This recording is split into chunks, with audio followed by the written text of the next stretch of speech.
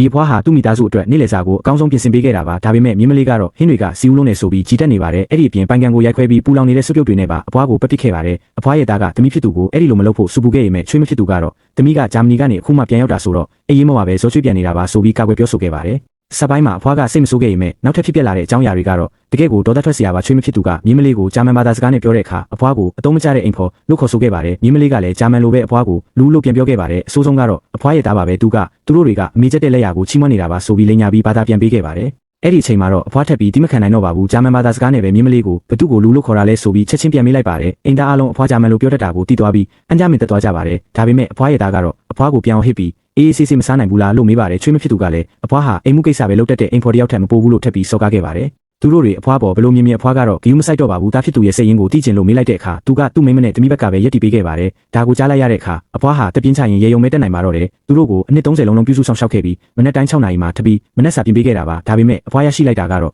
ချွေးမရဲ့အထင်မြင်သေးမှုမြင်းမရဲ့စော်ကားမှုနဲ့တားဖြစ်သူရဲ့အဆုံးမရှိတဲ့ကဲရဲမှုတွေပါပဲအဖွားဟာဒေါသထွက်နဲ့စားပွဲပေါ်ကဟင်းပွဲအားလုံးကိုမောက်လန့်ပြစ်လိုက်ပြီးဒီနေ့ကစလို့သူတို့မိသားစုကိုဘယ်တော့မှပြုစုဆောင်ရှောက်တော့မှာမဟုတ်ဘူးလို့ကြေညာလိုက်ပါတယ်အိမ်ကထွက်လာပြီးတဲ့နောက်မှာအဖွားစိတ်ထဲတကယ်ကိုပေါ်ပါသွားပါတယ်တက္ကစီငါပြီးမြို့တွေကကျင်ငါးပွင့်ဟိုတဲ့တစ်ခုစီကိုတန်းသွားခဲ့ပါတယ်တစ်ဖက်မှာလည်းအဖွားရဲ့သားကအဖွားစီဖုံးဆက်လို့မရလို့ဒေါသထွက်ပြီးသူတို့မရှိရင်အမေကလမ်းဘေးမှာဖုံးတောင်းစားရလိမ့်မယ်လို့ပြောနေပါတယ်ချွေးမဖြစ်သူကလည်းအဖွားစီမှာဒေါ်လာ100တောင်ရှိမှာမဟုတ်ဘူး3ရက်အတွင်းပြန်လာပြီးတောင်းပန်လိမ့်မယ်လို့ယုံကြည်နေပါတယ်ဒါပေမဲ့အဖွားကသူ့ရဲ့အစင်တန်းမှန်ကိုတမင်ဖုံးကွယ်ထားခဲ့တာကိုသူတို့မသိကြပါဘူးတကယ်တော့အဖွားဟာနိုင်ငံတကာကော်ပိုရေးရှင်းကြီးတစ်ခုရဲ့ရှုပ်ဝက်ပိုင်ရှင်ဖြစ်ပြီးအထူးခွင့်ရေးရတဲ့အနက်ရောင်ကပ်ပြားကိုပိုင်ဆိုင်ထားသူပါအဖွားဟာဒေါ်လာ9000သုံးပြီးအစင်းမြင့်ခန်းတစ်ခန်းငှားလိုက်ပါတယ်အဲ့ဒီနောက်ကုမ္ပဏီကအကြီးအကဲတွေနဲ့ထိပ်တန်းရှိနေဖွဲ့ကိုဆင့်ခေါ်လိုက်ပါတယ်အဖွားကတားဖြစ်သူနေထိုင်နေတဲ့အိမ်ကိုချက်ချင်းပြန်သိမ်းဖို့သူ့နာမည်နဲ့ရှိသမျှဗန်စင်းအားလုံးကိုပိတ်ပစ်ဖို့နဲ့သူ့ကုမ္ပဏီမှာရင်းနှီးမြှုပ်နှံထားသမျှအားလုံးကိုချက်ချင်းရပ်ဆိုင်းဖို့အမိန့်ပေးလိုက်ပါတယ်ရှင်းနေတွေကဒီလိုလုပ်ရင်တားဖြစ်သူဟာလူမွဲစည်းရင်ဝင်သွားပြီးမိသားစုလုံးအိမ်ချေမဲ့ဖြစ်သွားနိုင်တယ်လို့တတိပေးပါတယ်အဲ့ဒါဟာအဖွားတကယ်ချစ်စီခြင်းတဲ့အရာပါပဲ